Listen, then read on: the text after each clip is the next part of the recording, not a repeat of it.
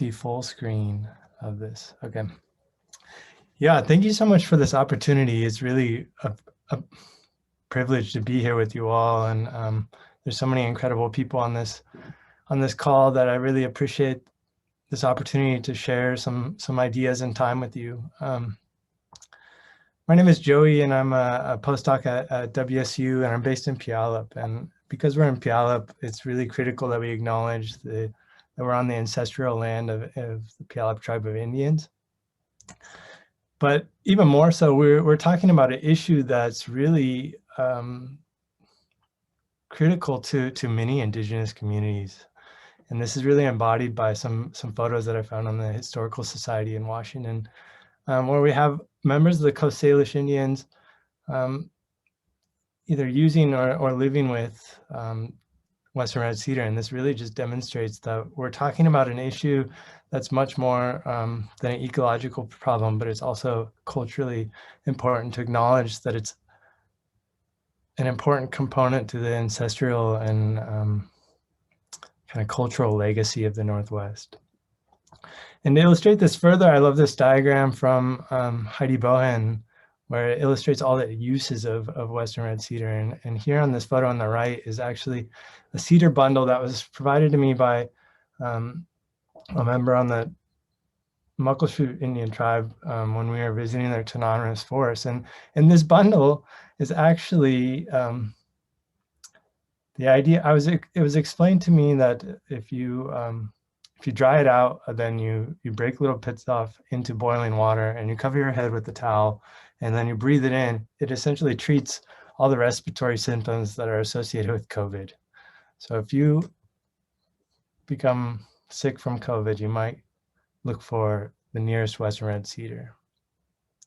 But in addition to the cultural legacy, it's really an important part of our industrial legacy in the Northwest. So Western red cedar is both important component of our cultural and industrial legacies in the Northwest. But unfortunately, we're seeing a lot of dieback. Certainly other people have indicated this better than I am, but here's some photos that I've personally taken throughout the region. And it's really illustrated in the news. And in some cases, it's even considered an emergency in this news article out of Vancouver. So generally, there's a lot of dieback throughout the region, and it's really urgent that we find some solutions. To illustrate that further is we know that some of our stakeholders, such as Portland Parks, have basically made decisions not to replant Western red cedar on certain sites, given its vulnerability. And this is truly could be a tragedy considering its cultural importance. In addition, we have other stakeholders that are already using the seed lot selection tool to determine where to get seed stock for replanting and restoration. However, we don't have enough information to determine which environmental parameters are most important for determining where to select that seed stock. So really, information is needed urgently. It was already needed. Decisions are being made without science to support these decisions yet. Furthermore, there's a few different ways to provide this information and address these issues. And you know, Hannah just gave a great overview of a physiological question and using physiology, investigating tree physiology. And there's also some researchers on this call that are investigating tree cores and the associations of growth and climate data. But if we want to go the mapping route, then we really need to understand that we need a lot of data, especially if we want to pick out differences between what's going on in Alaska or what's going on in Washington, or even the east side or the west side of the Cascades. So in this way, we need a lot of data. So essentially, we're faced with a pretty substantial problem. We have a cultural legacy that's under threat. There's a lot of dieback reported. We need a lot of information and we need a lot of data. And so one solution and one approach that we can use to find a solution for this may be community science. And so right now I'm going to highlight a few of the benefits and challenges for this overview of the approach, the community science approach. Then I'll discuss a few of the things that we're doing here in Washington that I invite you all to participate in, contribute to. So first I'll go through some of the applications, talk about benefits, challenges, how to overcome those challenges or the opportunities to overcome some of those challenges, and then some of the methods. And I'm going to really draw from my experience in South Africa leading this Cape Citizen Science project for my doctoral degree in hopes that it will kind of demonstrate what we can build here. So in terms of applications, there's a lot of really neat citizen science or community science programs that are kind of been proven and demonstrated. And here I should mention that I'm referring to community science, but very often it's referred to as citizen science. We just chose to use the term community rather than citizen to be more inclusive. So community science or citizen science has already been demonstrated as an effective tool for monitoring and early detection of invasive forest insects and pests. And so in this case, it may be useful with our western red cedar decline. It's also been used and demonstrated as a valuable tool or approach for predicting disease risk and emergence. And this is led by a group out of Berkeley with the sudden oak death sod blitzes. And then citizen science is commonly used for biodiversity surveys, and the kind of the power behind it is that it provides broad data set, broad access to data then over time and space. So I'm going to get into that a little bit more when I talk about the benefits. And then another neat aspect is that it provides an opportunity, or citizen science or community science has been applied in educational ways. So if we talk about some of the benefits, clearly by having many scientific eyes, we essentially get larger distributions of data over longer periods of time and larger areas. It also provides opportunities for interdisciplinary research. In this case, we're talking about engaging communities. It would certainly be a missed opportunity if we didn't engage with social scientists and bring some social components into it. It can increase information sharing, and I'm going to slowly get into that when we talk about the iNaturalist app and the open access that it provides. It's been demonstrated to broaden financial support. So if any of you are going after a proposal and there's a broader impact section that you'd like to bring in some engagement through the Forest Health Watch program, I invite you to reach out to me. It can certainly raise awareness and generate public support. So not only are we interested in why western red cedar is dying or the drivers behind it, but also it's a phenomenal tool for educating community members about the effects of climate change in our backyards and our neighborhoods. Through a lot of the citizen science projects or community science projects is the generation of open data. We can discuss that more. That's clearly a benefit in terms of a project where there's many different research groups working together. We talked about the value of western red cedar culturally, certainly involving communities that value western red cedar may be a more ethical approach than say doing the research without them. Naturally, by involving volunteers or community members and many scientific eyes, you're offsetting the costs of say, transporting yourself. And then I think I have one final point. It's just that one major benefit is this opportunity to provide informal education. So I really, we would love to accomplish research, but we also want to make that act of doing the research an educational experience. Then I added, we can build a network. So here we're talking about using this western red cedar problem as an opportunity to build a network of community scientists that can be leveraged for other projects in the future. So community science sounds great, and there's lots of awesome benefits, but it's not without challenges. And I'd say that you can't do every research question without community science, or excuse me, you cannot do every research question with community science. It's really only useful for certain questions. So some of these challenges that we're faced with is incorporating effective experimental design, right? So how do we control for sample size?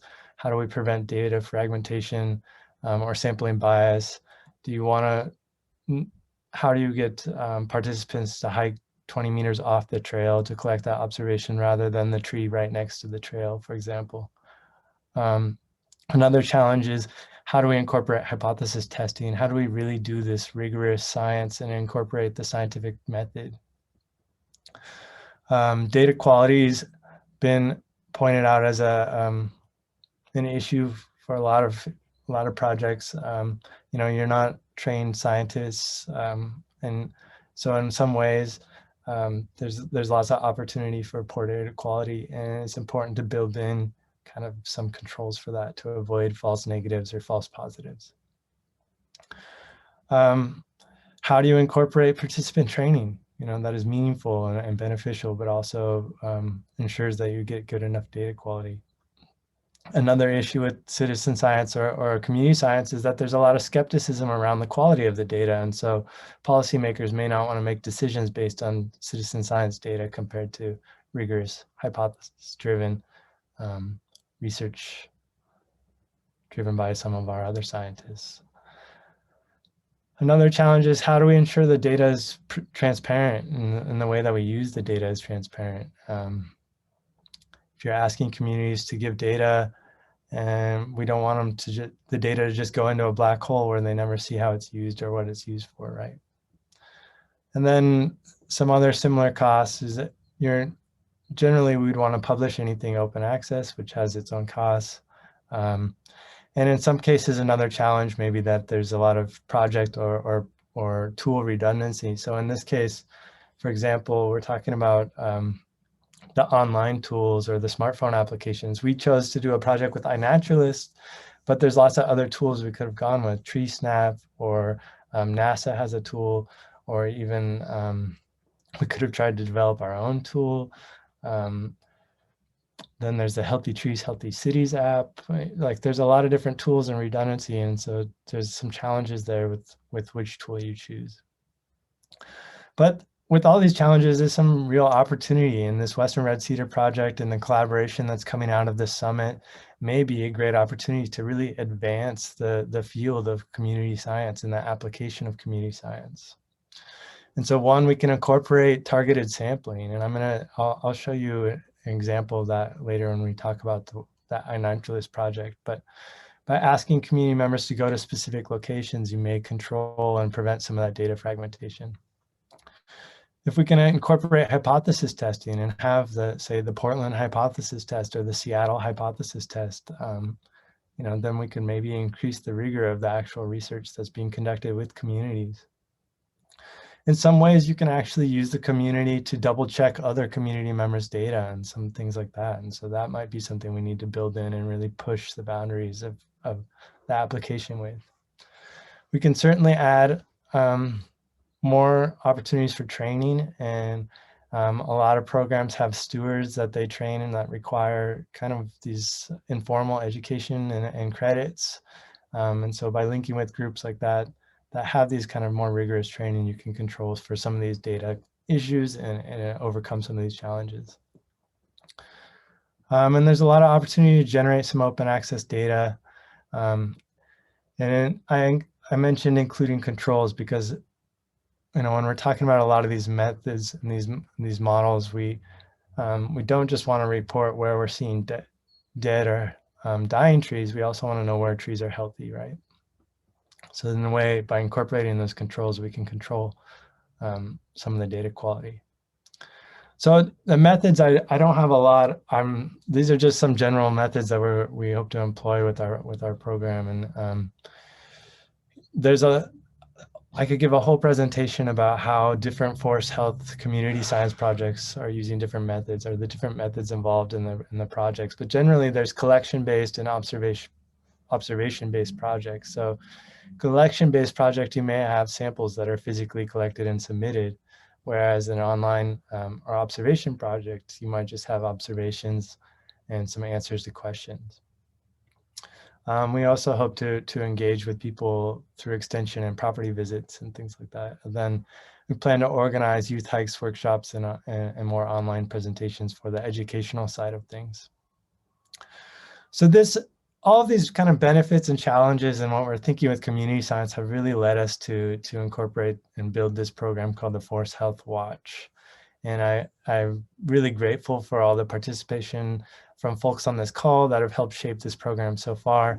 But we are always looking for more partners and more collaborators to help shape it. So I really encourage you to reach out to us if you're interested in community science or have an idea for how community science can be used to address a forest health issue.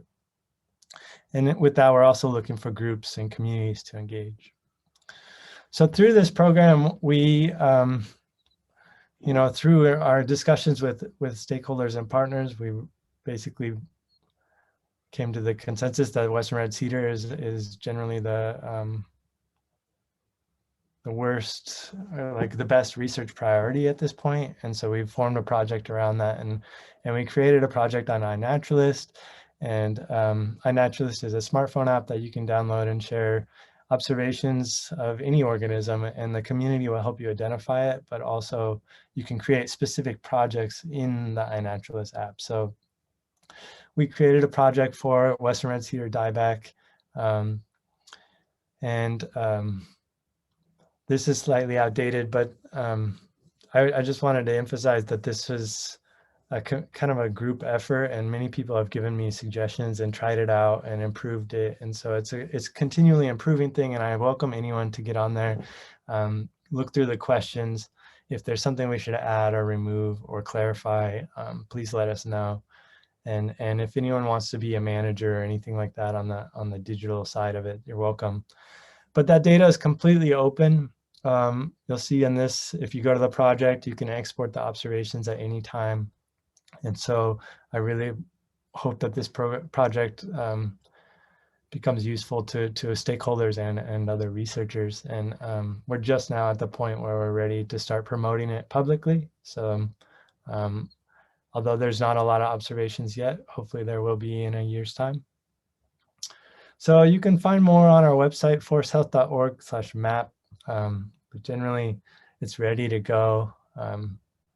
And we're getting some observations from the public as we go. I also wanted to mention that the iNaturalist has some great existing data already, and all that data is already open access, so you can already look at where Western Red Cedar has been observed, but you just can't see where the health of that is. And I wanted to encourage you that you can use this project for many different side projects. For example, if you wanted to do targeted sampling up watersheds, we can ask people to go to specific sites and then use the app to record data in those sites. We could also do a Sentinel Trees project. So this is a map of Tacoma, where we have this port of Tacoma, and we could set up a Sentinel project around the port to look for invasives. This is also something I'm quite interested in, and it's testing some hypotheses about the health of red cedar with an equity lens. And as Hannah kind of illuminated, we would expect to see Western red cedar less healthy in these urban heat islands. And so maybe there's some equity aspects to that. But overall, the goals are to make science go faster. So I hope that you all will embrace this tool and help us promote it. And then generally, overall, we'll generate more data that we can use. And then hopefully we can inspire some more stewardship and empower people to critically think about the effects of climate change. And then we're really hoping that this project becomes kind of a jumping board for building a community that can be leveraged for other projects. And so in summary, there's a lot of benefits to community science. There's a lot of challenges too. There's a few different ways we want to engage communities, but there's some great opportunities in a few different ways we can take it. And right now it's really timely and needed. So I appreciate this opportunity to share it all with you, and I welcome any further engagement or inquiries. Please feel free to contact me. Here's our website and my email. Thanks so much, Claire and Todd. Thank you, Joey. That was great. I'm sure folks will be reaching out to partner with you. I think there's a quick question, Claire, in the chat box. If there are any questions for Joey, go ahead and drop them in the chat. Right, so from Ross, we have, this is more pertaining to your introduction slides, but do you know of anyone looking at the environmental justice aspect of losing Western Red Cedar in communities? Well, that's such a good question, and that's exactly where I wanted to go with the urban equities. And that's something I've spoken with the Nature Conservancy about, and then we have a meeting with Tableau to do some visualizations around it.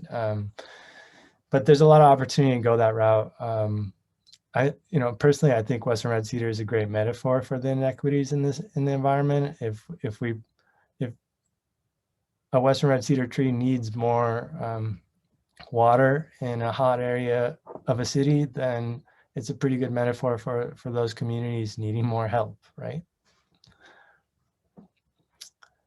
So I'm with you, and feel free to follow up with me for more ideas around that.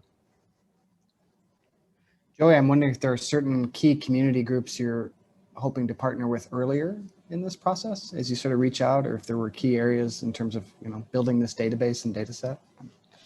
Well, I'd lean on you if you have recommendations in Oregon, but so far in Washington, I've engaged with a lot of folks in the cities.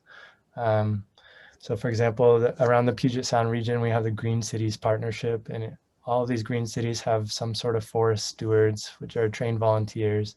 And so we've reached out to city staff and those to kind of test whether this is something the stewards would be interested in, how to deliver it to the stewards. And so that's one example of a community that I'm really excited about engaging with. But outside of that, we're talking with Oregon State Extension and like Master Naturalists and other folks like that.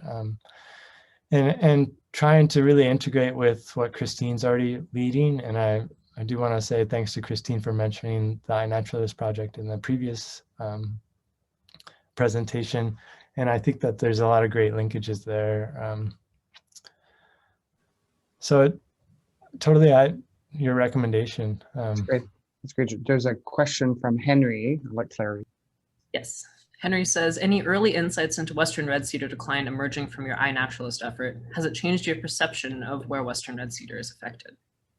Well, generally I'm seeing from what we're seeing, I mean, it's still fairly anecdotal, but it does seem to be limited to the lowlands around the Puget Sound. As soon as you get up into the Cascades, there's not, the trees look great and healthy.